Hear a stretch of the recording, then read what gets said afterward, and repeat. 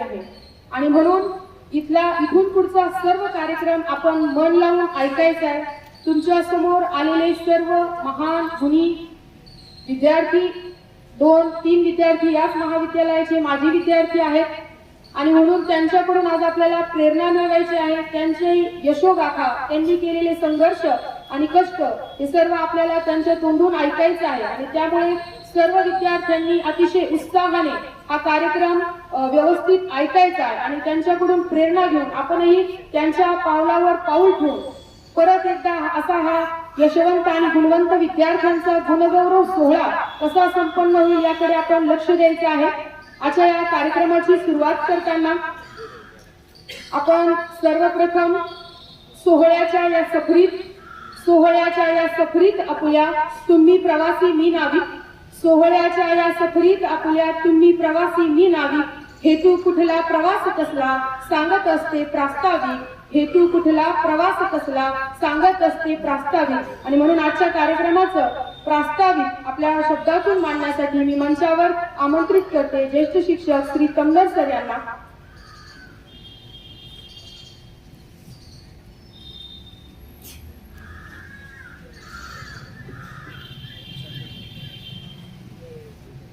सन्माननीय व्यासपीठ, विद्यार्थी मित्र, सर्व शिक्षक बंधू भगिनी, आज आपण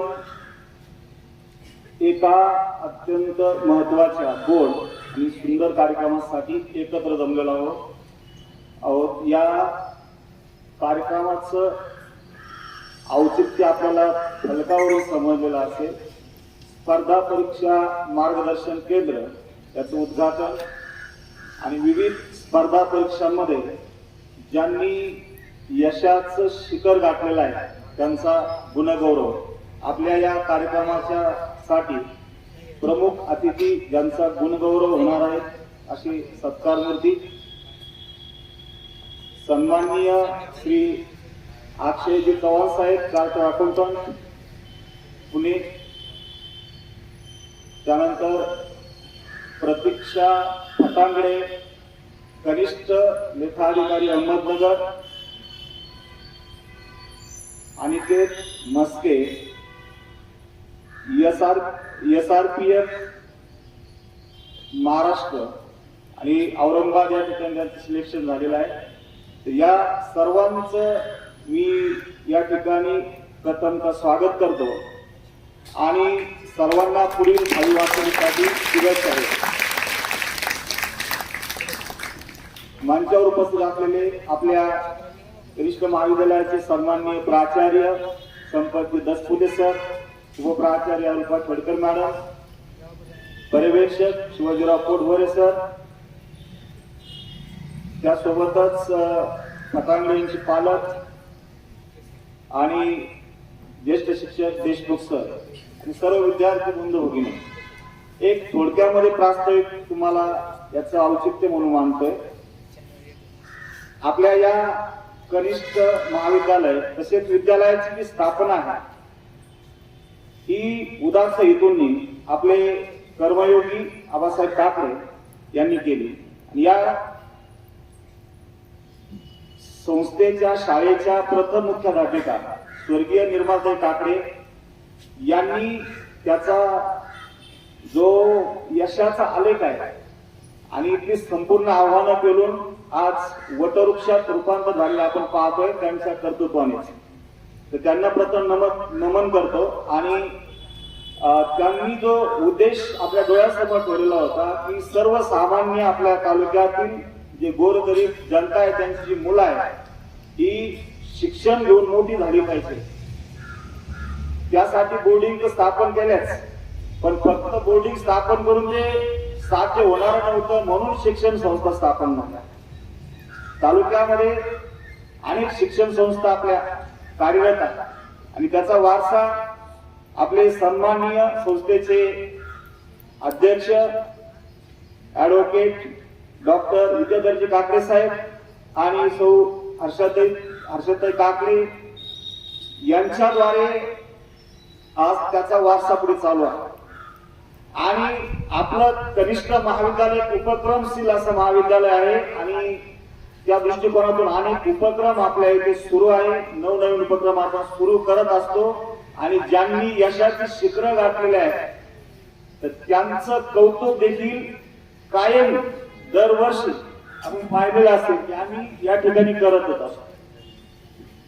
आणि त्या दृष्टिकोनातून आजचा हा दिवस आपल्यासाठी फार महत्वाचा आहे, कारण एक दुहेरी संगम या ठिकाणी आहे. एक तर ज्यांनी स्पर्धा परीक्षा गाजवल्या त्यांचं मार्गदर्शन आपल्याला भेटणार आहे आणि आपल्याला स्पर्धा परीक्षा गाजवायच्यासाठी पूर्वतयारी इथे करून घेण्यासाठी स्पर्धा परीक्षा मार्गदर्शन केंद्र सुरू होतं. विद्यार्थी मित्र, सध्या अत्यंत स्पर्धेचं युग आहे आणि प्रत्येकाला चांगली उपजीविका जगण्याची इच्छा असते. फक्त अडचण एक असते, आपली इच्छाशक्ती कमी पडते, मार्गदर्शन कमी पडतं, मेहनत कमी पडते. हे पहा, असंख्य विद्यार्थी बाहेर आपण जर पडलो, स्पर्धा परीक्षा देत आहेत, सर्वांनाच यश 100% प्राप्त होतच असं नाही, कारण स्पर्धा मोठी आहे. आणि अगदी मी बघितलेलं आहे, एक एक मार्कावरून विद्यार्थ्यांचं सिलेक्शन होतंय. काहींचं सिलेक्शन फक्त एका गोष्टीनं होतंय की त्याचं वय जे आहे जास्त आहे. लक्षात घ्या, समान मार्क पडले, ज्याचं वय जास्त आहे तो विद्यार्थी स्पर्धेतून बाद होतो, त्याला पुन्हा पहिलीपासून सुरुवात करावी लागते. आणि हे टाळण्यासाठी आपण या ठिकाणी स्पर्धा परीक्षा मार्गदर्शन केंद्र सुरू करतोय. याची पूर्वतयारी म्हणून आतापासूनच तुम्ही सक्षम व्हावे, कारण तुम्ही 12वीच्या नंतर हे सगळं करणार आहात, त्यावेळेला या कॉलेजमध्ये नसणार आहात. परंतु तुम्हाला एक किंचित भविष्यकाळात असं वाटू नये की आपल्या कॉलेजने काहीतरी आपल्याला कमी दिलेला आहे. तर आम्ही कुठल्याही बाबतीत कमतरता राहणार नाही याची दक्षता घेतोय आणि तुम्हाला सर्वांगीण विकासासाठी पुरेपूर प्रयत्न करतोय. या दृष्टिकोनातून हे स्पर्धा परीक्षा मार्गदर्शन केंद्र आपलं सुरू होतंय. अनेक विद्यार्थ्यांनी नोंदणी पण केलेली आहे, असंख्य विद्यार्थ्यांची नोंदणी होणार आहे आणि याचे आठवडाभरातून किमान 2 तास होणार आहे. आठवडाभर त्यासाठी या ठिकाणी रीडिंग रूम देखील असणार आहे. पूर्णपणे तुम्हाला इथून पुढे आपलं कॉलेज करता करता स्पर्धा परीक्षेची पूर्वतयारी 100% करता येणार आहे. आणि हे संपूर्ण काम जे चालू आहे, सन्माननीय आपले प्राचार्य यांच्या संकल्पनेतून हे सगळं चालू आहे आणि इथून पुढे देखील आणखी यासाठी असे वेगवेगळ्या प्रकारचे उपक्रम चालू राहतील. अशा या गोड सुंदर कार्यक्रमाचं अध्यक्षस्थान सन्माननीय श्री अक्षयजी चव्हाण साहेब यांनी स्वीकारावं अशी मी त्यांना विनंती करतो आणि माझं प्रास्ताविक संपवतो. जय हिंद, जय भारत.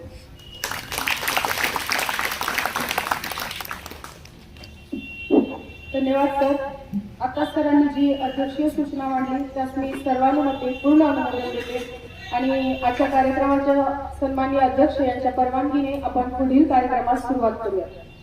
विद्यार्थी मित्र मैत्रिणींनो, आपणास माहीतच आहे की भारत ही प्राचीन संस्कृती आणि परंपरा असलेला देश आहे आणि या प्राचीन संस्कृती आणि परंपरेमध्ये अतिथींना देव मानलं जातं. अतिथी देवो भव हीच आपली भारतीयांची शिकवण आहे आणि ती आपल्या मनामध्ये रुजवणं, आपल्या महाविद्यालयामधून हे संस्कार जे आहेत ते आपण पुढे चालू ठेवलेले आहेत.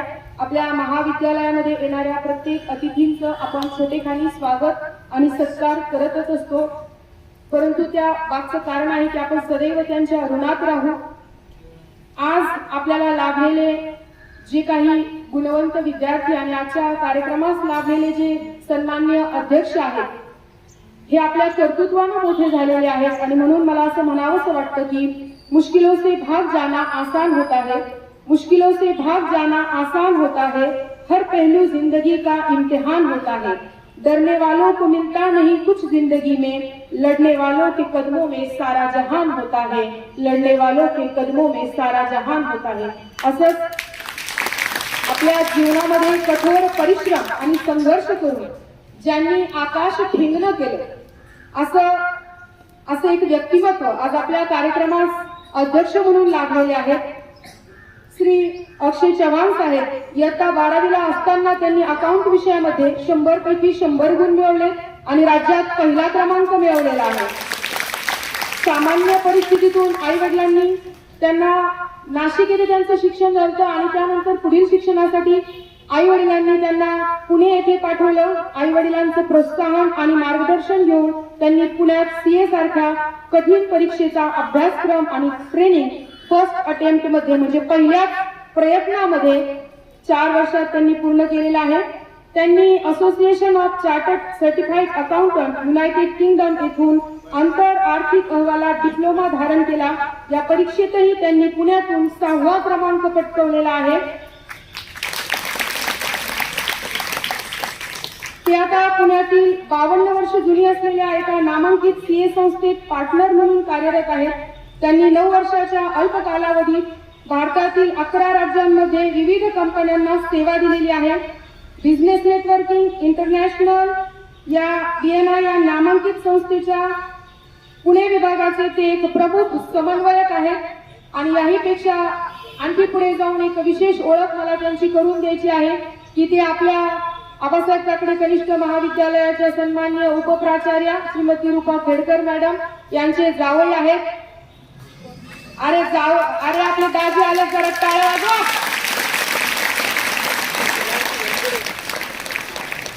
आणि अशा या गुणवंत सामान्य परिस्थितीतूनही मोठं यश मिळवणाऱ्या आजच्या कार्यक्रमाचे सन्माननीय अध्यक्ष श्री अक्षय चव्हाण साहेब यांचा आपण येथे छोटेखानी सत्कार आणि स्वागत करत आहोत. मी आबासाहेब ताकडे कनिष्ठ महाविद्यालयाचे सन्माननीय प्राचार्य श्री दसपुते सर यांना विनंती करेल की आपण साहेबांचं स्वागत आणि सत्कार करावं.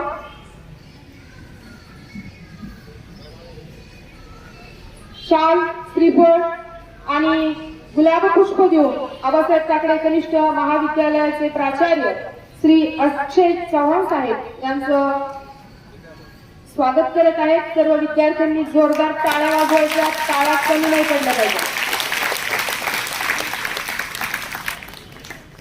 यानंतर आज आपणास लाभलेले दुसरे प्रमुख अतिथी प्रतीक्षा फटांगडे, आबासाहेब ताकडे माध्यमिक व उच्च माध्यमिक विद्यालयाची माजी विद्यार्थिनी, ज्यांनी आपलं प्राथमिक शिक्षण गादेगाव येथे पूर्ण केलं. त्या मजले शहर येथील रहिवासी आहेत. त्यानंतर त्यांनी DSC छत्रपती संभाजीनगर येथे, MSc अहमदनगरच्या न्यू आर्ट्स कॉलेजमध्ये आणि त्यानंतर आता स्पर्धा परीक्षेमधून त्यांनी कनिष्ठ सहाय्यक लेखाधिकारी अर्थ विभाग जिल्हा परिषद अहमदनगर या पदावर त्यांची नियुक्ती झालेली आहे. कुमारी प्रतीक्षा फटांगडे यांचं स्वागत आणि सत्कार महाविद्यालयाच्या उपप्राचार्या श्रीमती रूपा खेडकर मॅडम यांनी करावं असं मी त्यांना विनंती करेन. प्रतीक्षा फटांगडे यांना देखील विनंती आहे की आपण या छोटेखानी सत्काराचा स्वीकार करावा. आपल्याच विद्यालयाच्या त्या माजी विद्यार्थिनी आहेत. मी सुरुवातीलाच सांगितलं की तुम्हाला यांच्याकडून प्रोत्साहन घ्यायचंय. या मंचावर तुम्हाला देखील यायचं आहे. टाळ्या वाजत राहिल्या पाहिजे.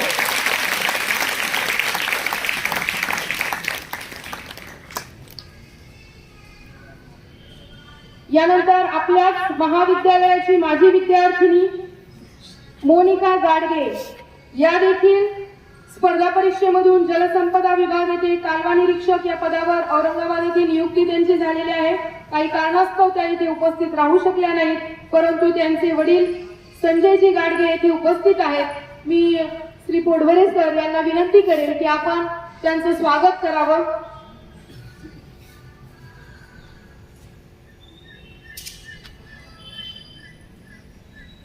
श्री संजयजी गाडगे सर यांची कन्या मोनिका गाडगे हिने स्पर्धा परीक्षेमधून जलसंपदा विभाग या विभागामध्ये कालवा निरीक्षक या पदावरती नियुक्ती मिळवलेली आहे. आई वडिलांचं मार्गदर्शन आणि प्रोत्साहन विद्यार्थ्यांना मिळतं आणि ते यशाची उंच भरारी घेत असतात. त्यांच्यासोबत असलेले श्री रज्जाक शेख यांचं येथे आपण छोटेखानी स्वागत करत आहोत. श्री तोंडर सरांना मी विनंती करेन की आपण त्यांचं स्वागत करावं.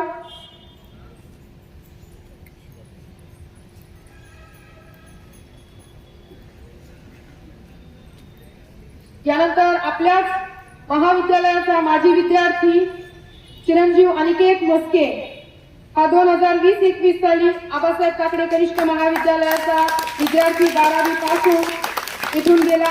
विद्यार्थी दशेत असतानाच अतिशय हुशार, शिस्तप्रिय असलेला अनिकेत मस्के नुकत्याच झालेल्या पोलीस भरतीमध्ये छत्रपती संभाजीनगर शहर पोलीस SRPF गट क्रमांक 2 पोलीस या पदावरती त्याची नियुक्ती झालेली आहे. अतिशय सामान्य परिस्थितीमधून त्याने हे यश संपादन केलेलं आहे. अशा या गुणी विद्यार्थ्याचं स्वागत आणि सत्कार श्री देशमुख सर यांच्या हस्ते व्हावं अशी मी सरांना विनंती करेन. आणि अतिशय कमी वयामध्ये हे यश त्याने संपादन केलेलं आहे. त्याचा PA चा निकाल आणि त्याला मिळालेली नोकरी पोलीस मध्ये ते एकाच वेळी होत आहे. त्याच्यामुळे त्याचं जोरदार तुम्ही स्वागत करायचं आहे. आणि हे करण्यासाठी खूप आधीपासून कष्ट करावे लागतात हे आपल्याला लक्षात घ्यायचं आहे.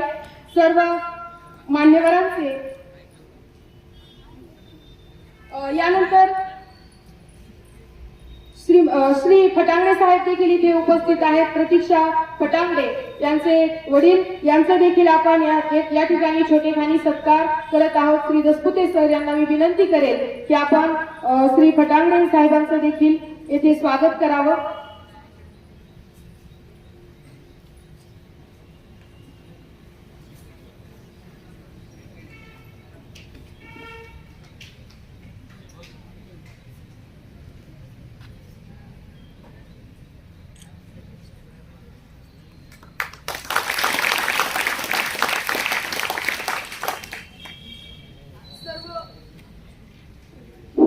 सर्व उपस्थित मान्यवरांचे मनपूर्वक आभार.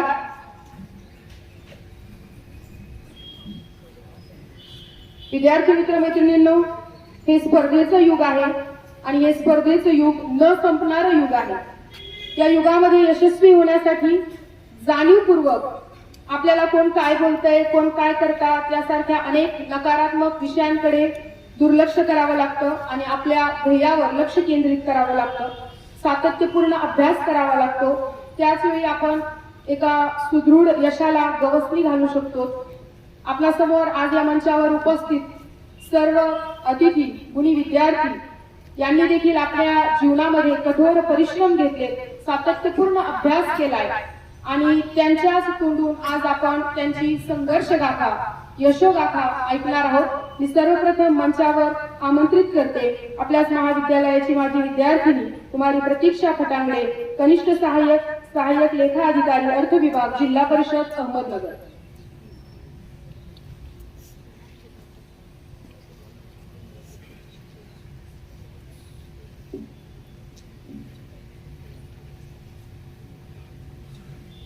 आज आपण ज्या कार्यक्रमासाठी उपस्थित झालोय तो म्हणजे यशवंत विद्यार्थ्यांचा गुण गौरव सोहळा.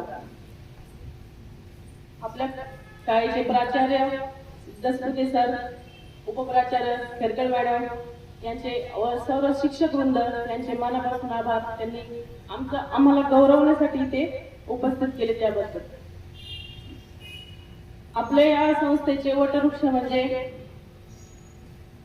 आबासाहेब काकडे व निर्मलाताई आणि त्यांचा वारसा पुढे जपणारे आपले विद्याधरजी काकडे व हर्षदाताई यांनी जो वारसा पुढे चालवलाय तो म्हणजे खरंच आपण खूप भाग्यवान आहोत की बाबा त्यांच्या वटवृक्षाखाली आपण शिक्षण घेत आहोत. कारण आपण म्हणतो की शिक्षण हे वाघिणीचं दूध आहे, तसंच ते आपल्याला दूध पाजतंय. आणि शाळेत जर सांगायचं म्हटलं तर 2015ला माझी 10वी ह्या शाळेमधून झाली. त्यावेळेचे दसपुते सर जे आहेत आपल्याला प्राचार्य, ते आमचे वर्ग शिक्षक म्हणून आम्हाला लाभले होते. तेव्हापासून त्यांचं मार्गदर्शन आम्हाला चांगलं होतं. त्यानंतर आपले AB भागवत सर होते, 9वी 10वीला क्लास टीचर. सर्व शिक्षक वृंद जर बघितला आपल्या शाळेचा तर खरंच खूप चांगला आहे. कारण की आपला जो पाया आपण म्हणतो तो पक्का होतो आणि आमचा पाया हा इथून पक्का झाला, त्यामुळे आम्ही आज इथपर्यंत येऊ शकलो. MPSC हे क्षेत्र जर बघितलं तर खूप स्पर्धा असते. यामध्ये एका जागेसाठी आपण लाखोनी संख्या बघतो. जागा जर बघितल्या तर मोजक्या जागा असतात, 10, 5, कुठे 300च्या आसपास. किंवा एखादी अशी जागा निघते की त्या एखादी पोस्ट अशी निघते त्यासाठी एकच जागा असते. त्यामुळे आपण सातत्य जर ठेवलं, जिद्द जर ठेवली की नाही करायचं आहे तर करायचं आहे, तर आपण हे यश गाठू शकतो. भले मग त्याला 3 वर्ष लागते, काहींना 4 वर्ष लागते, काही पहिल्या प्रयत्नात देखील होतात. तसं जर बघितलं तर ही जी पोस्ट आहे ती माझ्या शिक्षणाच्या बाबतीत एवढी मोठी नाहीये, पण आजकाल स्पर्धेच्या युगामध्ये गव्हर्नमेंट जॉब घेणं म्हणजे हे खूप दुर्मिळ झालेलं आहे. कारण की माझे MSc mathematics Ahmednagar new arts कॉलेजमधून झालेलं आहे.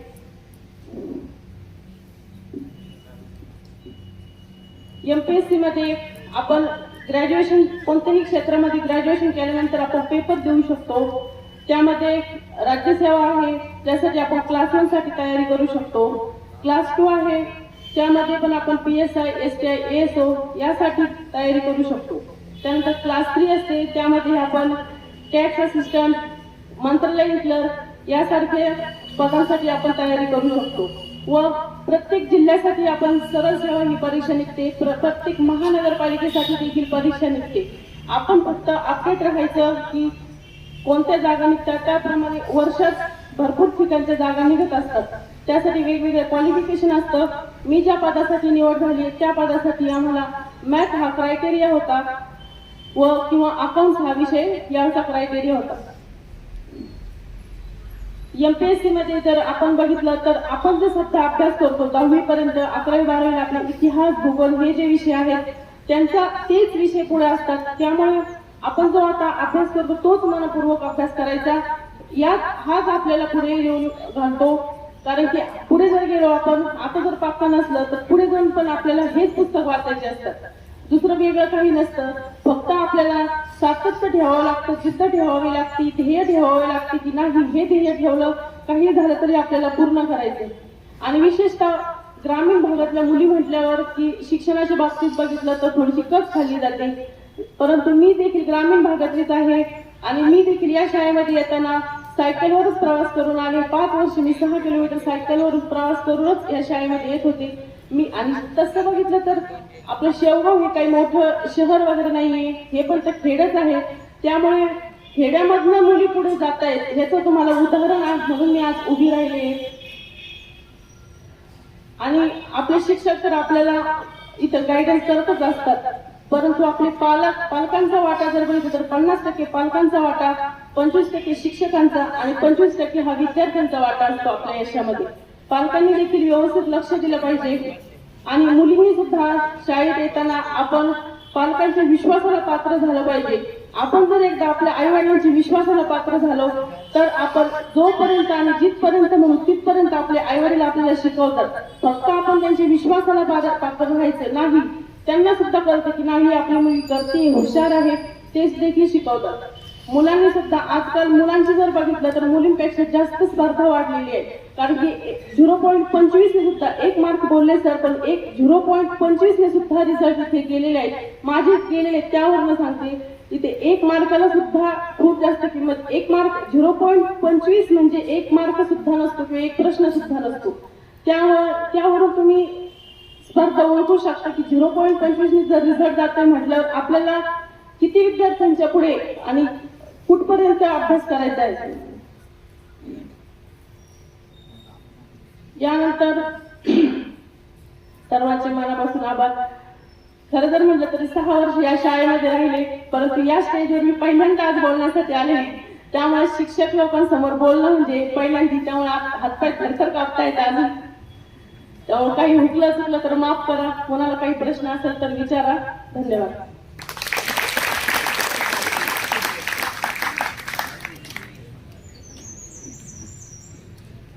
प्रतीक्षा फटांगरे, आपण आज आमच्या विद्यार्थ्यांना लाख मोलाचं मार्गदर्शन केलेलं आहे. जरी तुम्ही पहिल्यांदा मंचावर उभ्या आहेत असं तुम्ही सांगितलं म्हणून आम्हाला कळलं, बाकी तुम्ही ज्या पद्धतीने इथे बोललात अतिशय सुरेख. आणि त्यांच्याकडून आज इथे बसलेल्या प्रत्येक विद्यार्थ्यांना खूप काही शिकण्यासारखं आहे. मुलींनी देखील आज त्यांनी लाख मोलाचा संदेश आपल्याला दिलेला आहे. जर आपले आई वडील आपल्याला इथपर्यंत पाठवतात तर त्यांच्या विश्वासात राहून, जसं प्रतीक्षाने आपल्या वडिलांना इथे आणलं आणि त्यांचा सन्मान झालाय, तसं आपणही फुलगाठ बांधायची आहे की आपणही देखील आपल्या आई वडिलांना या मंचावर आणू शकू. यासाठी आपण प्रयत्न करायचे आहेत. प्रतीक्षाचे मनपूर्वक आभार मानते आणि यानंतर चिरंजीव अनिकेत म्हस्के आपलं मनोगत व्यक्त करेल.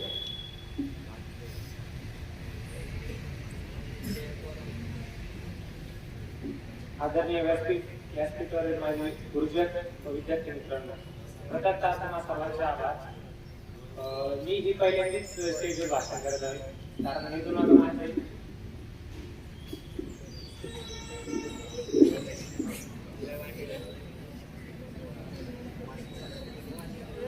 तिथून माझा कधी असा प्रसंग आला नाही की मी स्टेजवर गेलो तुमच्यासमोर बोललोय. मी 11वी-12वीला या कॉलेजमध्ये होतो आणि आमच्या वर्ग शिक्षिका ह्या खडकर मॅडम होत्या आणि जी शिक्षक म्हणल्या की पाया भक्कम असला पाहिजे, तर तो पाया भक्कम हा आमचा या शिक्षकांनी केला. त्यांनी आम्हाला स्पर्धा परीक्षा म्हणजे पुढे गेल्यावर स्पर्धा परीक्षेमध्ये काय असतं ते आता शिकवलं आणि आता तुम्हाला तुमच्यासाठी स्पर्धा परीक्षा केंद्र उभारलं जाऊ राहिले, त्यामुळे तुम्हाला नक्कीच फायदा होईल. जेणेकरून पुढे जे येणारे अडचणी आहेत त्या तुम्हाला आताच कळतील की त्यावर कसा उपाय आपल्याला शोधता येईल. मी मागील वर्षी पहिली भरती दिली, त्यामध्ये जिल्हा पोलीसला 2 मार्कांनी वेटिंगला पडलो आणि SRPF ही 2 मार्कांनी वेटिंगला पडलो आणि प्रॅक्टिस सुरू ठेवली. नंतर अभ्यासही सुरू ठेवला.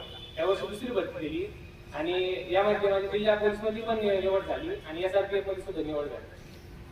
याच्यातून सांगायचं एवढंच मित्रांनो की अपयश आलं तर ते पचवून घेता आलं पाहिजे, त्यातून खचून नाही गेलं पाहिजे, जेणेकरून त्याच्यावर आपण मात केली पाहिजे. आपण त्याच्यातून शिकलं पाहिजे. ज्या चुका झाल्या त्या चुका दुरुस्त केल्या पाहिजे. त्यामुळे ज्या चुका झाल्या त्या पुन्हा आपल्याला चुका झाल्या नाही पाहिजे आपल्याकडून. शेवटी सांगतो की आपण प्रोसेसवर देऊन द्या, आपला रिझल्ट येईल असं याचा विचार करू नका. रिझल्ट तर तुमचा येणारच आहे. तुमची प्रोसेस जर प्रामाणिक असेल तर रिझल्ट हा एक चांगल्या प्रकारचा येऊ शकतो. एवढे बोलू मी माझे मनोगत.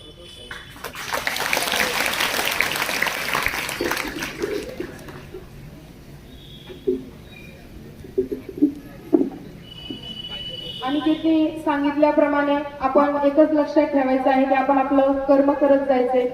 कर्मण्येवाधिकारस्ते मा फलेषु कदाचन या सूत्राप्रमाणे आपण आपलं कर्म करत गेलो की यश नक्कीच आपल्या हाती येत असतं.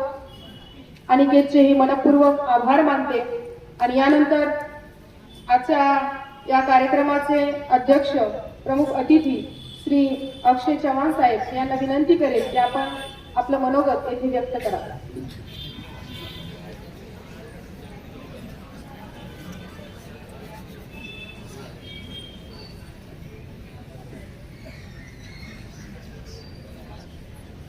सन्माननीय व्यासपीठ, माननीय प्राचार्य श्री संपतराव दसपुते सर,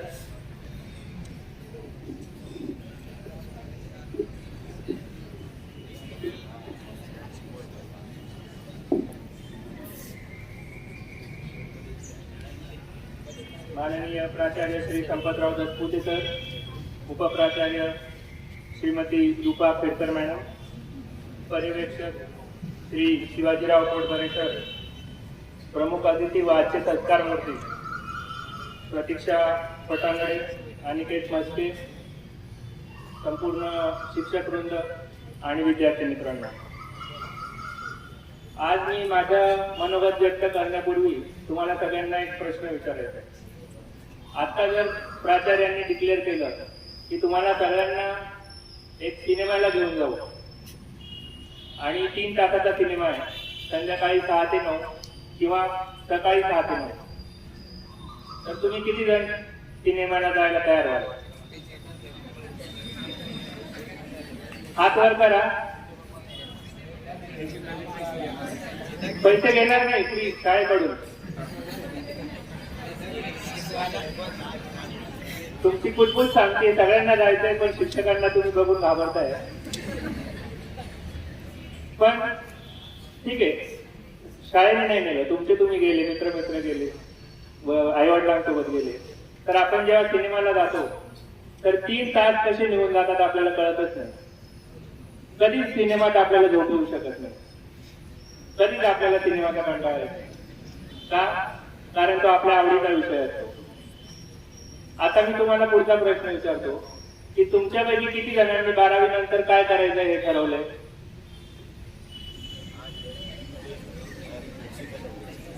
मुलींनीच ठरवलेलं दिसतंय. आता तुमच्यापैकी जे बाकीचे लोक आहेत यांनी काही ठरवलेलं नाही, ते अजून ठरवायचं बाकी आहे.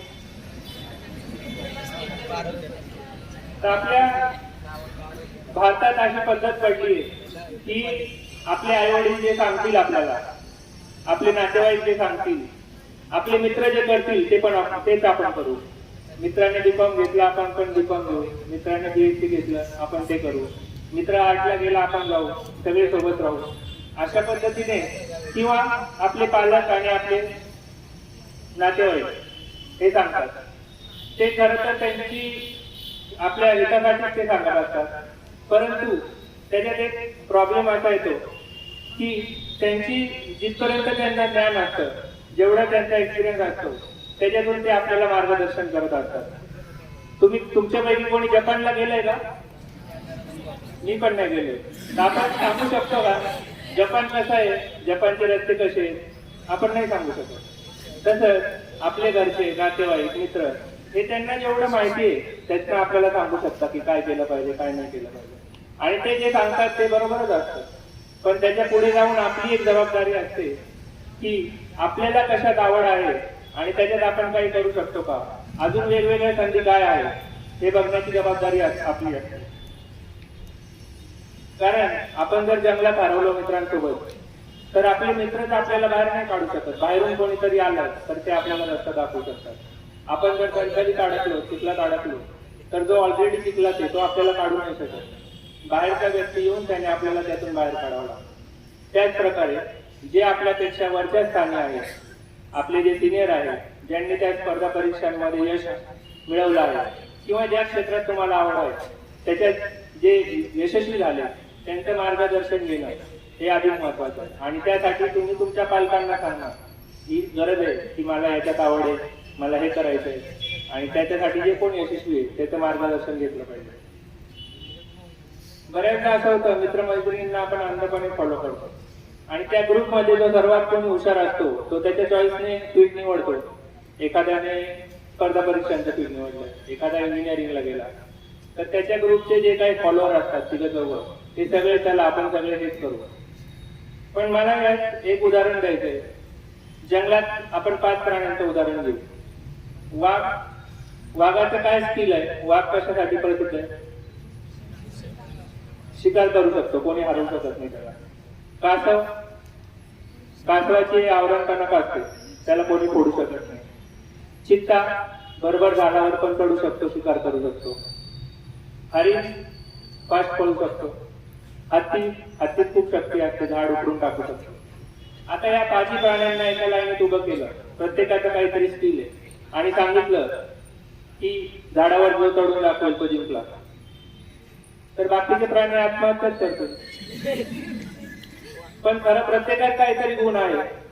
तुम्ही सगळ्यांना जर एकच तराजूत तोडलं तर एक जण पास होईल, बाकीचे फेल होतील. तसेच तुम्ही सगळे जे मित्रमैत्रिणी आहेत त्याच्यात प्रत्येकात वेगवेगळे गुण असू शकतात. त्यामुळे एकाने जे केलं ते आपण सगळ्यांनी अंधपणे फॉलो करायचं, याच्यात आपलं नुकसान होऊ शकतं. आणि आता तुमचं वय 20 वर्षापेक्षाही कमी आहे. तुम्ही आता जे ठरवणार ते पुढचे 40 वर्ष तुम्हाला करायचे, कारण 60व्या वर्षी जनरली आपण रिटायर होतो. 40 वर्ष जे करायचंय त्याच्यासाठी 40 तास विचार करायला नको आपण की आपल्याला नक्की काय करायचंय. आणि 40 तासात जर आपण ठरवणार नसू तर 40 वर्ष कशी जातात. आपण आजूबाजूला उदाहरणं बघतो. अनेक लोक म्हणतात काय जीवन चाललंय, काय मला मजा नाही, हे काम करण्याला आवडत नाही, पण करताय, रोजचं आपलं काहीतरी चाललंय. त्यामुळे आवड ही खूप महत्वाची. आता तुम्ही लोक म्हणाल की आवडीवरच प्राधान्य दिलं, तर याचा अर्थ असा आहे ना की आवड महत्वाची, म्हणजे जे आवडतं त्याच्याकडे डोळे झाकून हे करायचं. एक जण माझ्याकडे आला, म्हटलं तर मला झोपायला खूप आवडतं, मी काय करू? म्हटलं आता झोपेच्या गोळ्या वाढतात, दुसरं काय करायचं. एक मुलगी आली, म्हणाली सर मला पोहायला खूप आवडतं पण पोहता येत नाही. जे आपल्याला येत नाही ते आपल्याला आवडू शकत नाही, सांगायचा मुद्दा हा.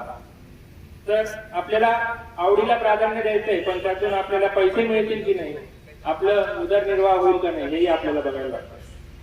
आपल्याला लहानपणापासून शिकवण्यात आलं पैसा काही सर्वात महत्वाचा नसतो.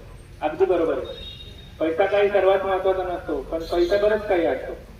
आपल्याला आपलं घरदार चालवायला, दवाखाना, मुलं बाळ यांचे संगोपन करायला पैसा हा लागणारच. त्यामुळे पुरेसा पैसा मिळेल अशी त्या आवडीतून काही सोय करता येते का हे बघणं गरजेचं आहे. उदाहरणार्थ एखाद्याला आवड आहे नवीन भाषा शिकण्याची, तर आजकाल अनेक शहरांमध्ये नवीन भाषा शिकून त्याचे ट्युशन घेण्याचे लोक करतात की ट्युशन घेतात मुलांचे.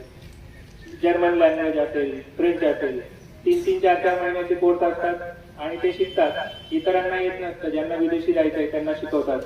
तर त्याच्यात आपण एक्सपर्टाईज जर घेतलं तर आपण ट्युशन घेऊ शकतो. एखाद्याला आवड आहे स्वयंपाकाची, कोणी विचार करेल की स्वयंपाकात काय पैसे मिळवणार, पण स्वयंपाकात सुद्धा बिझनेस करून मोठे होणारे, 1000 डबे पुरवणारे लोक, हे असे उदाहरणं आम्ही बघितलेले. एखाद्याला चित्रकलेची आवड असते, चित्रकलेत ज्वेलरी डिझायनिंग करता येतं, फॅशन डिझायनिंग करता येतं. कुणाला प्लॅनिंग करण्याची आवड असते, ती एकदम परफेक्ट प्लॅनिंग करता येतं. तर ते इव्हेंट मॅनेजमेंट, लग्नाचं प्लॅनिंग, अशा अनेक गोष्टी ते बघू शकतात की त्यांना काय करता येऊ शकतं की नाही. कुणाला फिरायला आवडतं तर ट्रिप मॅनेजमेंट, ट्रिप्स काढणे, त्या मॅनेज करणे, या गोष्टी करू शकतात. कुणाला फोटोग्राफी आवडते, फोटोग्राफीत पण स्कोप आहे. कुणाला शेती आवडते. तर आता अशा अनेक गोष्टी. पण आपण जर जे आवडतं ते फक्त सर्वजण करतात तसं केलं तर त्याचा फारसा उपयोग होत नाही. जसे की तुम्ही बाजारात गेलेत का आपल्या आईवडिलांसोबत कधी भाजीपाला आणायला, किंवा तुम्ही स्वतः एकटे गेले, तर बाजारात करण्याची पद्धत काय असते, आपण पूर्ण बाजार फिरतो आणि सगळे बघतो, इथं भेंडी कशी आहे, इथं टोमॅटो कसे आहे, कुठं रेट कमी आहे आणि कुठं ताजा माल आहे. आणि पूर्ण बाजार फिरून आल्यावर परत एक ठिकाणी जातो आपण आणि तिथे जाऊन तिथून किराणा किंवा बाजार खरेदी करतो. असं नाही करत की गेलो पहिलं दुकान जिथं आहे तिथून उचललं आणि चाललो. याचा अर्थ ज्याच्या सगळ्यात जास्त क्वालिटी चांगली आहे त्याला आपण प्राधान्य देतो. आणि हीच गोष्ट आजकालच्या स्पर्धेच्या युगात पण लागू होते. तुम्ही इंजिनियर झाले म्हणून तुम्हाला जॉब मिळेलच असं नाही, किंवा तुम्ही डॉक्टर झाले म्हणून तुम्ही पैसे कमवायला असं नाही. तर त्याच्यात तुम्ही जसा फ्रेंच भाजीपाल्याला निवडतात लोक, तसं तुम्ही त्याच्यात काय एक्सपर्टाईज आहे तुमचं, त्याच्यात तुमचं काय वेगळेपण आहे, हे खूप महत्वाचं ठरतं.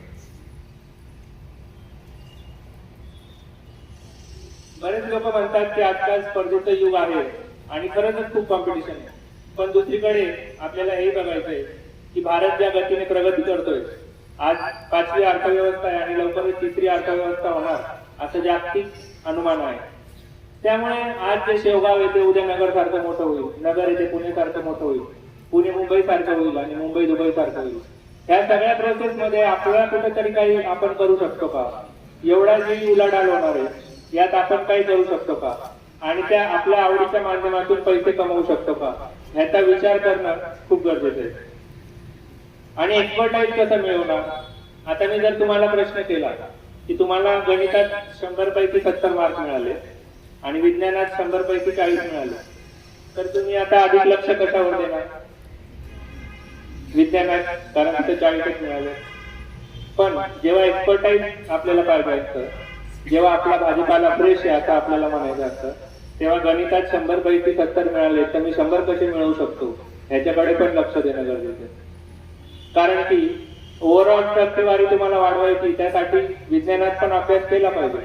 पण ज्याच्यात आपली आवड आहे आणि ज्याच्यात आपण ऑलरेडी 70% मिळवतोय तिथे जर 100 मिळवले तर आपण सर्वांमध्ये उठून दिसण्याशिवाय राहणार नाही. आणि जशी लोकसंख्या वाढते, जीवनमान सुधारते, तशा अनेक संधी नोकरीत आणि व्यवसायात पण चालून येते. दुसरीकडे धोक्याची घंटा पण आहे की आर्टिफिशियल इंटेलिजन्स म्हणून एक प्रकार आला. त्याच्यात 10 व्यक्तींचं काम एक माणूस करू शकतो असं आता दिसायला लागलं. तर 10 लोक जे आज काम करतायत, जसं मशीन आले तर मशीनचे 100 लोकांचं काम एक मशीन करायला लागला, तसं आता आर्टिफिशियल इंटेलिजन्समुळे 10 व्यक्तींचं काम एक माणूस करतो. तेव्हा ज्या एका माणसाला ते जमतंय तो टिकणार आहे. त्यामुळे अशा विषयांकडे पण तुम्ही लक्ष घातलं पाहिजे. जसं अनिकेतने सांगितलं कर्म करत राहा, प्रोसेसवर फोकस करा, त्याचा काय रिझल्ट येईल ते सांगताय त्याच्याकडे लक्ष देऊ नका.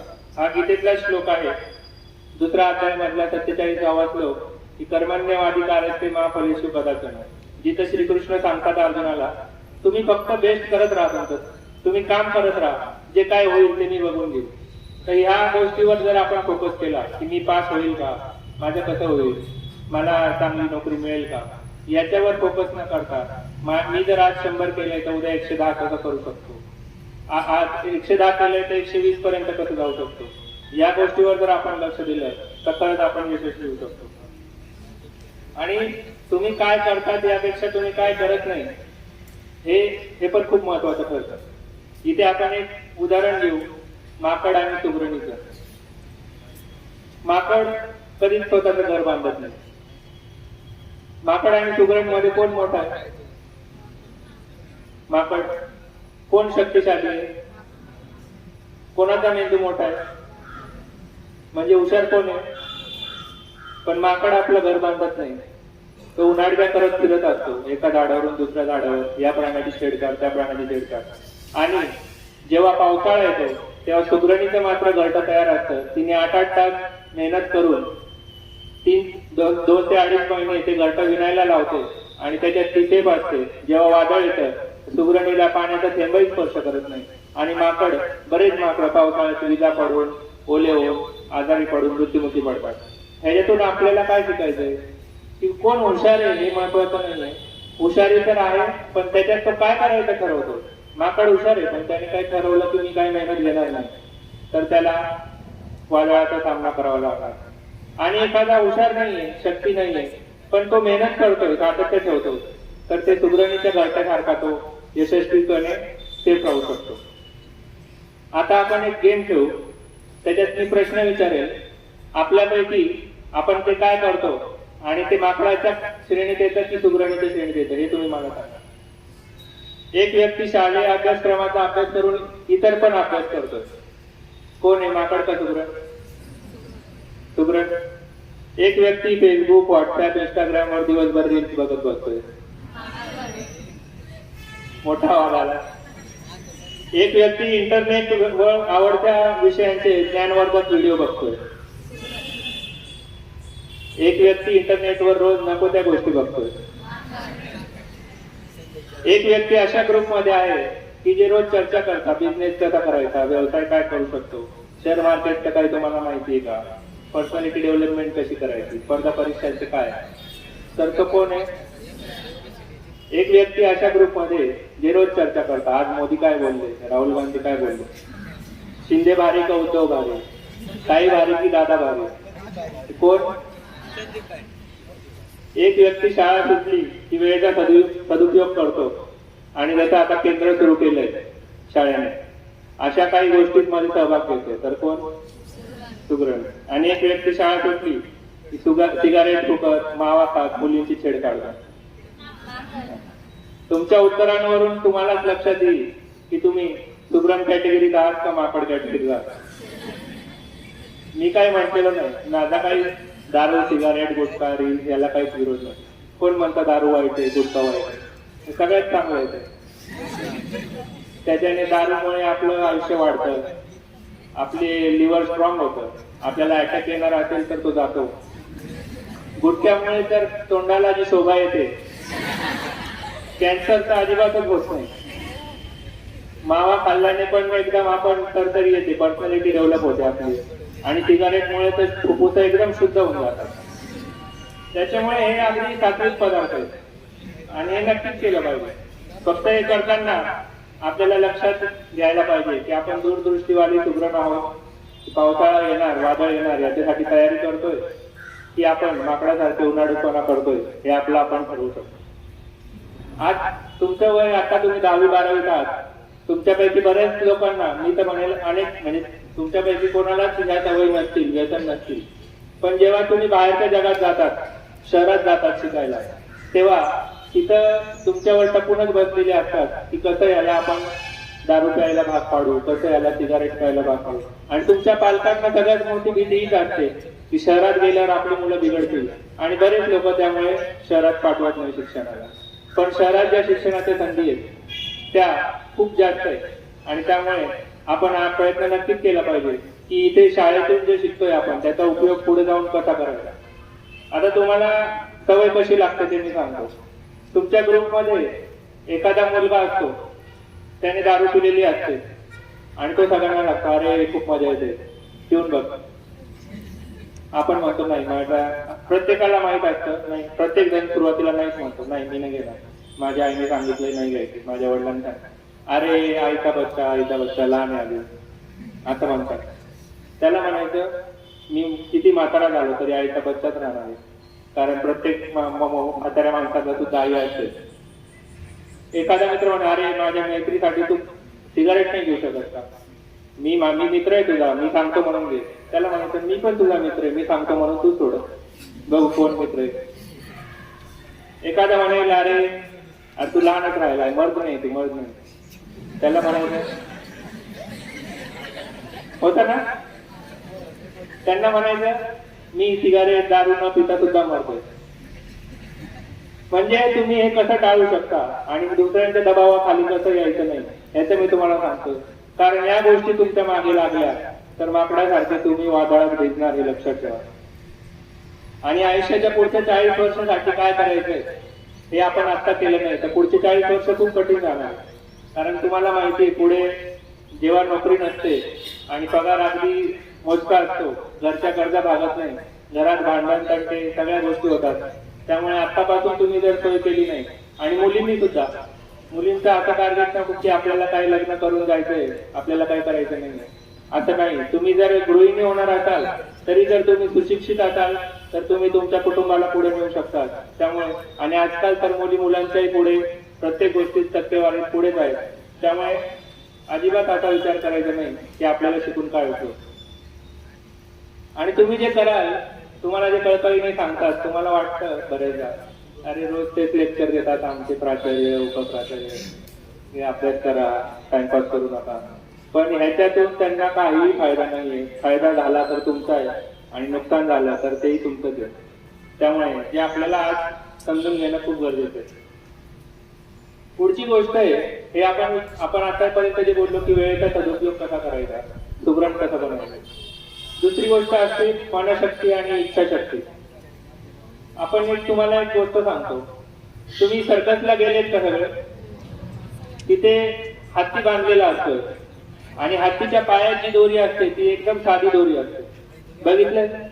तुम्हाला प्रश्न पडलाय का की एवढी साधी दोरी हा हत्ती तोडून सहज जाऊ शकतो, जो हत्ती झाड उपटू शकतो तो ही दोरी तोडून जाऊ शकतो, तो का जात नाही, असा प्रश्न पडलाय का तुम्हाला. त्याच्या मागे कारण असं आहे की ते हत्ती जेव्हा हत्तीचं पिल्लू असतं तेव्हा त्याच्या साखळी बांधलेली असते पायाला लहानपणी, आणि ती साखळी तो लहानपणी खूप प्रयत्न करत असतो. कारण प्रत्येकाला कोणालाच बंधन आवडत नाही. आपण लहान मुलालाही दाबून ठेवलं तर तो आपल्याला सोडवायचा प्रयत्न करतो. तसं ते हत्तीचं पिल्लू खूप प्रयत्न करतं, त्याच्या पायातून रक्त येतं, अगदी म्हणजे रक्तबंबाळ होतो, पण ती साखळी काही तुटत नाही. मग त्याच्या मेंदूत फिट होतं की आपण बांधले गेलेलो आहे, ती काही साखळी आपल्याला तुटू शकत नाही. आणि जेव्हा तो हत्ती मोठा होतो तेव्हा त्याला ते साखळी नाही बांधत, तेव्हा त्याला ती दोरी बांधतात. तरी त्याच्या मेंदूत हा विचार येत नाही की आपण हे तोडू शकतो. का तर आधीच त्याच्या डोक्यात बसलंय की आपण प्रयत्न करून झालाय, हे होऊ शकत नाही. तसंच आपल्या सर्वांना आपल्यावर जे आजपर्यंत विचार बिंबवले गेले, कळत ना कळतपणे, कोणी मुद्दाम करत नाही, पण तू जास्त हुशारी करू नको, जास्त शहाणपणा नको करू, तुला नाही जमणार, हे नको करू, आपलं साधं छोटं काहीतरी बघ, एवढे मोठे विचार नको करू, अशा गोष्टी आपल्याला अनेकदा आपल्याला ऐकवल्या होत्या. त्यामुळे आपला जेव्हा आपण हत्ती एवढे मोठे होतो आणि आपण ते करू शकतो तरी ते आपण करत नाही, कारण लहानपणापासून आपल्याला ती साखळी बांधली विचारांची. तर ती साखळी तोडणं खूप महत्वाचं आहे. आणि तुम्हाला जर मी आता प्रश्न विचारला की आजकाल या जगात लोक कशामुळे दुःखी आहेत, 2 ऑप्शन देतो मी, पहिला का दुसरा तुम्ही सांगा. पहिला ऑप्शन, एका माणसाला 10,000 पगाराची अपेक्षा होती की मला आयुष्यात 10,000 पगार मिळाला पाहिजे, आणि त्याला 10,000 पगार मिळाला आणि तो दुःखी.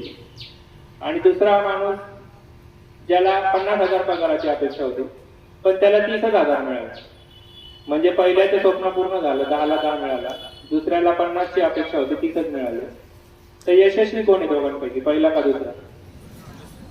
दुसरा, बरोबर. त्याने जास्तीचा विचार केला, त्यापेक्षा कमी मिळालं तरी तो पहिल्यापेक्षा पुढेच आहे, कारण की त्याने विचारच कमी केला होता. तो 10चाच विचार करतो, त्याला 10 मिळतात आणि तो तिथेच अडकतो. जो 50चा विचार करतो त्याला कदाचित 50 मिळतही नाही, पण तो पहिल्यापेक्षा पुढे असतो. तुम्हाला आता जर सांगितलं 5 किलोमीटर शर्यत आहे आणि एक 20 किलोमीटरची शर्यत आहे पळायचं, तर तुम्ही कुठली शर्यत चॉईस कराल, 5 किलोमीटर का 20 किलोमीटर? साहजिक आपण म्हणू 5 किलोमीटर, एवढं पळायचं आहे आपल्याला, जमेल का नाही, 5 किलोमीटरची शर्यत करू. बरेच लोक 5 किलोमीटरची शर्यत पूर्ण करतील आणि थांबतील. एखाद दुसराच असेल की जो 20 किलोमीटरची शर्यत सिलेक्ट करेल आणि तो 6 किलोमीटर 7 किलोमीटर पळेल. 20 पळू शकणार नाही, पण ऍटलिस्ट त्याला कळतं की आपण 5ची सिलेक्ट केली असती तर 5च पळालो असतो, आता आपण 20ची केली, किमान आपण 7 किलोमीटर पळालो, म्हणजे आधीपेक्षा 2 किलोमीटर तो पुढे गेला. हेच आपल्याला करायचंय. आपल्याला ध्येय मोठे ठेवायचे, त्याच्यात यश अपयश येईल, पण ज्यांनी ध्येय छोटे ठेवले त्यापेक्षा तुम्ही तरी पण पुढे राहणार.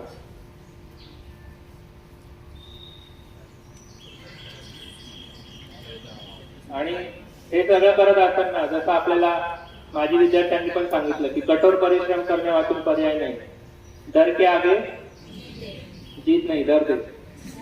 आधी दर्द होतो, तो दर्द सहन केला की जीत होते. त्यामुळे सहन करण्याची जी शक्ती आहे, सातत्य आहे, की आपल्याला एखादं फेल झाला, सीएची परीक्षा असो किंवा स्पर्धा परीक्षा असो, आपल्याला अपयश येऊ शकतं, पण ते सहन करून परत केलं, तो दर्द के आगे दर्द आहे आणि दर्द के आगे जीत आहे, हे लक्षात ठेवून जर आपण केलं तर आपण नक्कीच पुढे जाऊ शकतो. आणि आपला जो कम्फर्ट झोन असतो की आपले मित्र, आपले परिवार, रोज जे घडतंय तेवढं ठीक आहे, नवीन काही आपल्याला नको, त्याच्यासाठी मी एक उदाहरण देतो. एक तलावात एक बेडूक असतो आणि त्याला भेटायला त्याचा एक दूरचा नातेवाईक समुद्रातला बेडूक येतो. तलावातला बेडूकला समुद्रातला बेडूक म्हणतो, अरे तुमचं तलाव हे पाणी खूप छोटं आहे, आमचं खूप मोठं आहे. तर तलावातला बेडूक म्हणतो, काय सांगतो, आणि तो एक उडी मारून दाखवतो. एवढा मोठा आहे का समुद्र? तो म्हणतो नाही, याच्यापेक्षाही मोठा. अजून लांब उडी मारून दाखवतो, एवढा मोठा आहे का? नाही म्हणे, याच्यापेक्षाही मोठा आहे समुद्र. अशी खूप मोठी उडी मारतो, तलावाच्या एका टोकावरून दुसऱ्या टोकावर, ह्याच्यापेक्षा मोठा आहे का? तर तो दुसरा बेडूक म्हणतो नाही, याच्यापेक्षाही मोठा. तो पहिला बेडूक त्याच्या कानाखाली वाजवतो, तो खोटं बोलतोय, ह्याच्यापेक्षा मोठं जगात काहीच नाही. कारण त्याने तेवढंच जग बघितलंय, त्यामुळे त्याला वाटतं की ह्याच्यापेक्षा मोठं नाही. आणि जो दुसरा बेडूक आहे तो सांगत असतो, अरे तिकडे चल, ते ह्याच्यापेक्षा मोठं आहे. तो ऐकत नाही, त्याच्या बाहेर पडत नाही आणि त्या तलावातच त्याचं आयुष्य जातं. तसंच आपल्याला जिथे वाटतं की मी 4 तास अभ्यास करू शकतो, तर नक्की 5व्या तासासाठी प्रयत्न करायचे. मी 2च तास बसू शकतो, तर 2 तास झाल्यावर अजून 15 मिनिटं तरी बसून बघितलं पाहिजे. तर तुमच्या लक्षात येईल की तो कम्फर्ट झोन आहे, तो तुम्ही वाढवत नेताय आणि तुमचा तलावाचा एक दिवस समुद्र होऊ शकतो. आपण जर असं ठरवलं की मी एवढं करू शकतो आणि मी एवढंच करेल, तर तुम्ही तेवढंच मिळवू शकाल, त्याच्यापेक्षा जास्त मिळवू शकत नाही. त्यामुळे आपल्याला जे येत आहे त्याच्यापेक्षा जास्त कसं येईल याच्यासाठी रोज प्रयत्न केला पाहिजे. आता सीए बद्दल मी सांगतो की सीए म्हणजे काय, बऱ्याच लोकांना माहित नसतं. सीए म्हणजे चार्टर्ड अकाउंटंट, सनदी लेखापाल. आपल्या घरात जो रोज हिशोब होतो, दर महिन्याला एक हिशोब होतो. आपले आई वडील हिशोब करतात की आपला या महिन्यात इतका पैसे आले, इतका खर्च झाला, इतका भाजीपाल्यावर, इतका मुलांच्या शिक्षणावर, इतका अमुक होतो आणि एवढे पैसे उडाले. आणि असं येतं 500 रुपये कुठे गेले, 500 रुपयाचा काय झाला, 500 रुपयाचा हिशोब लागत नाही. ऐकलं असेल तुम्ही असं, किंवा 100 रुपयाचा हिशोब लागत नाही, कुठे गेले. हेच काम चार्टर्ड अकाउंटंट मोठ्या लेवलवर करतो. ज्या मोठ्या मोठ्या कंपन्या आहेत, मोठ्या संस्था आहेत, ज्या शाळा कॉलेज आहेत, बँका आहेत, सरकारी इन्स्टिट्यूट आहेत, ह्यांच्या जो काही हिशोब आहे, पैसा कुठून आला, पैसा कुठे गेला, ज्या कामावर गेला तिथे काही फ्रॉड झाला का, काही घपला झाला का, यांचं ऑडिट करण्याचं काम हे चार्टर्ड अकाउंटंट करत असतो. तर ज्या लोकांना, ज्या मुलांना गणितात आवड आहे किंवा अकाउंटिंग मध्ये आवड आहे, त्यांच्यासाठी सीए हा एक खूप चांगला ऑप्शन आहे. आणि सीए हे फक्त कॉमर्सचे मुलं करू शकतात असं नाही. सीए परीक्षेत बऱ्याचदा जे रँकर असतात ते सायन्सचे मुलं पण असतात. त्यामुळे सायन्सचे मुलं सुद्धा सीएच्या स्पर्धा परीक्षा देऊ शकतात. सीएच्या स्पर्धा परीक्षेसाठी कुठलंही कॉलेज नसतं. जसं एमपीएससी युपीएससी साठी आहे, तसंच तुम्ही फक्त रजिस्ट्रेशन करायचं आणि स्वतः अभ्यास करून परीक्षा द्यायच्या. 10वीतच तुम्ही सीएच्या परीक्षेचं रजिस्ट्रेशन करू शकता. 10वी नंतर 12वी पर्यंत कधी तुम्ही रजिस्ट्रेशन करू शकता आणि 12वीची परीक्षा झाली की 4 महिन्याने सीएची परीक्षा देऊ शकता. 3 परीक्षा असतात. पहिली एक एंट्रन्स लेवल म्हणजे पहिली परीक्षा, दुसरी इंटरमिजिएट लेवल आणि फायनल लेवल. ह्या तिन्ही परीक्षेत तुम्हाला 50-50% मिळवायचे असतात. म्हणजे तुम्ही पासिंगचं लेवलच 50% आणि ह्या स्पर्धा परीक्षांचा निकाल 10 ते 15% लागतो. अगोदर 2-3% लागायचा, पण आता ज्या पद्धतीत सीएची डिमांड वाढते त्यामुळे 10 ते 15% आता निकाल लागतो. आणि प्रत्येक लेवलला तुम्हाला पहिल्या लेवलला 4 विषय म्हणजे 400 मार्काची परीक्षा, दुसऱ्या लेवलला 6 विषय 400 मार्काची परीक्षा आणि तिसऱ्या लेवलला परत 6 विषय 400 मार्काची परीक्षा. ह्याच्यात तुम्हाला ऑप्शन असतो की एकत्र तुम्हाला 6 विषय द्यायचे नसतील तर 3 विषय अगोदर द्या, 3 विषय नंतर द्या. परत फायनलला पण 3 विषय अगोदर द्या, 3 विषय नंतर द्या. असं तुम्ही करून ही स्पर्धा परीक्षा जर तुम्ही फर्स्ट अटेम्प्ट पास होत गेले, मेहनत करून दिवसातून 10, 12, 15 तास अभ्यास करून तुम्ही जर हे फर्स्ट अटेम्प्ट पास होत गेले तर 42व्या महिन्यात तुम्ही सीए होऊ शकता 12वी नंतर. 42 महिने म्हणजे 4 वर्ष पण पूर्ण. 4थ्या वर्षी तुम्ही 6 लाख ते 12 लाख किमान पगार कमवू शकतात. कारण सीएचा पॅकेज हे महिन्याला 50,000 पेक्षा कमी कुठंच नाही. आणि ज्यांचे स्कोर चांगला असतो, चांगल्या कंपन्यांमध्ये सिलेक्शन होतं, तिथे 20 लाख 30 लाख 35 लाख अशी पण सुरुवात वार्षिक ही होऊ शकते. त्यामुळे जिथे तुमचे दुसरे मित्र इंजिनिअरिंग करत असतील किंवा दुसरे कोर्स करत असतील ज्यांना 4, 5, 6 वर्ष लागतात, तिथं सीएच्या कोर्समध्ये तुम्ही 4थ्या वर्षी कमवायला सुरुवात करू शकता. पण ही सीएची परीक्षा इतर स्पर्धा परीक्षांसाठी सारखीच अवघड आहे. याच्यात सातत्य लागतं, मेहनत लागते, 12-12 तास अभ्यास करावा लागतो, कॉलेज नसतं, तुम्हाला स्वतःचा स्टडी करावा लागतो. आणि एक मजेशीर गोष्ट अशी की सीएच्या परीक्षेत 4 वर्षापैकी 2 वर्ष तुम्हाला दुसऱ्या सीएच्या हाताखाली ट्रेनिंग घ्यावं लागतं आणि तिथे ट्रेनिंग घेताना सुद्धा तुम्हाला पगार मिळतो. साधारण 6,000 ते 10,000 रुपये महिना पगार मिळतो. त्यामुळे त्या 2 वर्षात तुमचे 1.5-2 लाख रुपये रिकव्हर होतात आणि सीएच्या पूर्ण करिक्युलमचा खर्च हा 50,000 रुपये फक्त. कारण सरकारी कोर्स आहे, याच्यात दुसरं कुठल्याही इन्स्टिट्यूट वगैरेच्या फी नाही आहे. पूर्ण तिन्ही परीक्षा मिळून 50,000च रजिस्ट्रेशन फी आहे. पहिल्या परीक्षेची 9,000, दुसऱ्या परीक्षेची 18,000 आणि तिसऱ्या परीक्षेची 22,000 रुपये, असे 49,000 रुपयात तुमचं पूर्ण शिक्षण होऊ शकतं. फक्त तयारी पाहिजे की तुम्हाला शिकवायला कोणी येणार नाहीये, ते पुस्तकं देतील, तुमचे तुम्ही वाचायचे. तुम्ही ट्युशन लावू शकता. ट्युशन बऱ्याच आहेत, नगरला, पुण्याला अनेक सीएचे ट्युशन्स आहेत.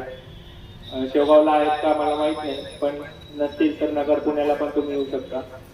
आणि तुमचं 4 वर्षात तुमचं करिअर सेट करून पुढच्या गोष्टीसाठी तुम्ही तयार होऊ शकता. याच्यासोबतच आणखीन एक मी तुम्हाला सांगेल की दर वर्षी किमान 15 लाख इंजिनियर तयार होत आहेत भारतात. 15 लाख इंजिनियर आणि नोकऱ्या त्या 15 लाख नाही आहेत. दरवर्षी 15 लाख, पुढच्या वर्षी अजून 15 म्हणजे 30 लाख झाले, त्याच्या पुढच्या वर्षी अजून 15 45 लाख झाले. एवढे इंजिनियर तयार होतात. तुम्हाला इंजिनियर्स मध्ये नोकरी मिळवायची असेल, चांगल्या ठिकाणी जायचं असेल तर त्या 15 लाखात वरच्या 1000 किंवा वरच्या 2000 तुम्ही असणं खूप आवश्यक असतं.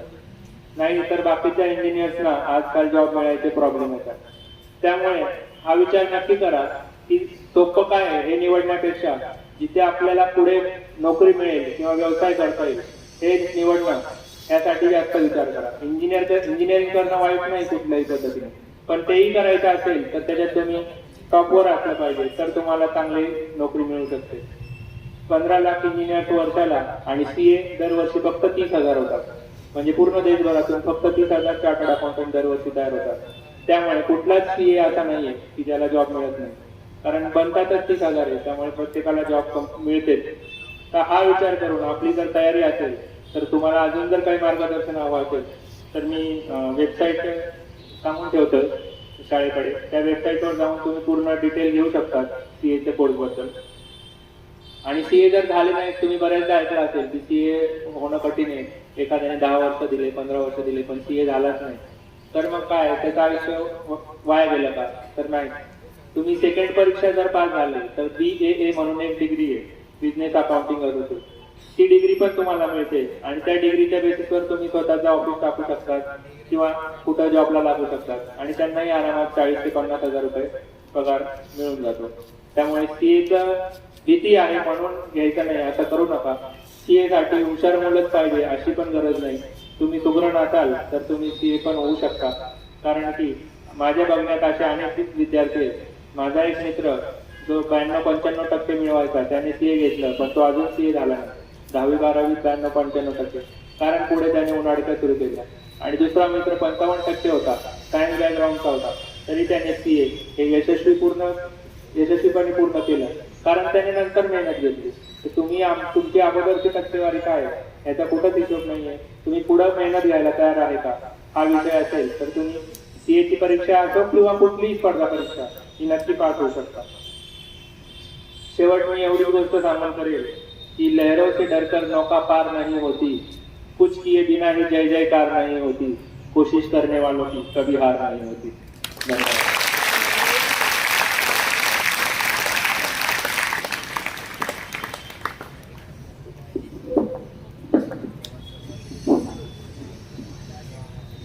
धन्यवाद सर. आम्हाला माहीतच आहे की आमच्या लाडक्या गुरुवर्या आणि महाविद्यालयाच्या उपप्राचार्या रूपा खेडकर मॅडम यांचं तुम्ही अक्षय ऐश्वर्य आहात. परंतु आज ज्या पद्धतीने तुम्ही आमच्या विद्यार्थ्यांना मार्गदर्शन केलं, ज्ञान दिलं, ते देखील अक्षय राहणार आहे.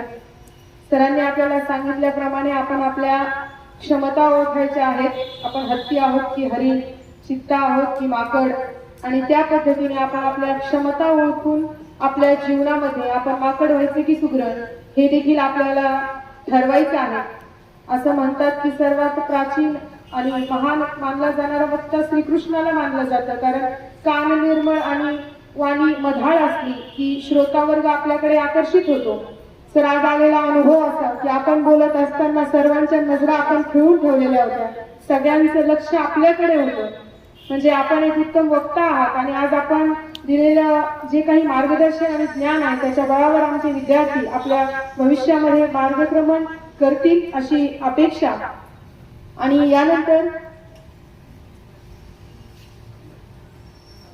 यानंतर आता या गोड कार्यक्रमाचे आभार मानण्यासाठी मी मंचावर आमंत्रित करते सौ उकिरडे मॅडम यांना. त्यांनी आजच्या या गोड कार्यक्रमाचा समारोप करा.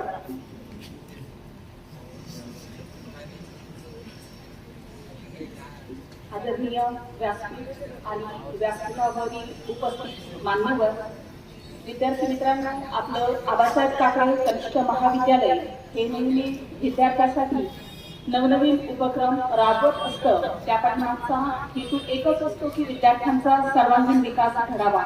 आणि त्यातलाच आजचा हा कार्यक्रम म्हणजे स्पर्धा परीक्षा मार्गदर्शन केंद्र उद्घाटन आणि स्पर्धा परीक्षेमध्ये यशवंत विद्यार्थी यांचा गुणगौरव सोहळा. तर अशा या कार्यक्रमासाठी अध्यक्ष म्हणून लाभलेले चार्टर्ड अकाउंट माननीय श्री अक्षय चव्हाण साहेब यांनी आपल्याला अत्यंत रंजक पद्धतीनं प्रश्नमंजुषेच्या माध्यमातून आपल्या विनोदी शैलीतून वेगवेगळ्या उदाहरणाद्वारे अत्यंत उत्कृष्ट अशा पद्धतीचं मार्गदर्शन केलं. त्याबद्दल मी सरांचे कॉलेजच्या वतीनं आभार मानते आणि अक्षय सरांना सांगू इच्छिते की सर आमच्या आबासाहेब काकडे कनिष्ठ महाविद्यालयाचे सर्वच विद्यार्थी सुगरण या गटामध्ये मोडणारे आहेत. त्यानंतर सहाय्यक कनिष्ठ लेखा अधिकारी अर्थ विभाग जिल्हा परिषद अहमदनगर आपल्या विद्यालयाच्या माजी विद्यार्थिनी श्रीमती प्रतीक्षा फटांगरे मॅडम याही उपस्थित राहिल्या. त्यांनी स्पर्धा परीक्षेविषयी आपल्याला अनमोल अशा पद्धतीचं मार्गदर्शन केलं. त्याबद्दल मॅडमचे मी आभार मानते. तसेच जलसंपदा विभाग कालवा निरीक्षक औरंगाबाद श्रीमती मोनिका घाडगे मॅडम आपल्या कार्य बाहुल्यामुळं या ठिकाणी उपस्थित राहू शकल्या नाही, परंतु मॅडमचे वडील माननीय श्री संजय घाडगे पाटील या ठिकाणी उपस्थित आहेत. त्यांचे कॉलेजच्या वतीनं मी आभार मानते. तसेच शहर पोलीस छत्रपती संभाजीनगर SRRPF आपल्या विद्यालयाचे माजी विद्यार्थी माननीय श्री अनिकेत म्हस्के सर हेही या कार्यक्रमाला उपस्थित राहिले, विद्यार्थ्यांना अनमोल मार्गदर्शन केलं. त्याबद्दल सरांचे मी आभार मानते. तसेच गाडगे पाटील यांचे सहकारी श्री रज्जाक शेख साहेब तसेच खटांगरे साहेब तेही या कार्यक्रमाला उपस्थित राहिले, त्याबद्दल विद्यालयाच्या वतीनं त्यांचे आभार. आणि आपल्या महाविद्यालयाचे प्राचार्य आदरणीय दसपते सर, उपप्राचार्य आदरणीय खेडकर मॅडम, पर्यवेक्षक आदरणीय कोडबरे सर, सर्व प्राध्यापक बंधू भगिनी उपस्थित राहिले, त्याबद्दल महाविद्यालयाच्या वतीने मी आभार मानते. आणि सगळ्यात महत्त्वाचं, तुम्ही सर्वांनी हा कार्यक्रम शांतपणे ऐकून घेतला, त्याबद्दल महाविद्यालयाच्या वतीने मी कौतुक करते आणि हा कार्यक्रम संपला असं जाहीर करते.